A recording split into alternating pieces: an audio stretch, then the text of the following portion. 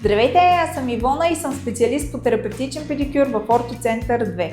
Днес ще ви разкажа как преминава стъпка по стъпка процедурата почистване на пети или така наречените рагари. Първо, почистваме кожата в дълбочина с подходящ продукт.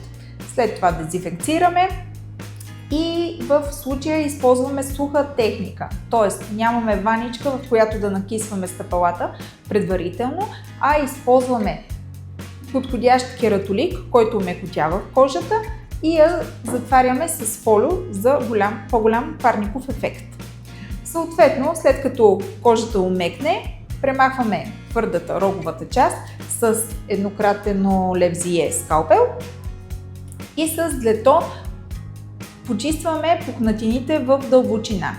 След това затваряме и полираме с шлайф шапка. Поставяме подходящ мехлем за груба кожа и затваряме с специален пластир, който задържа влагата в кожата. Запишете час онлайн през нашия сайт.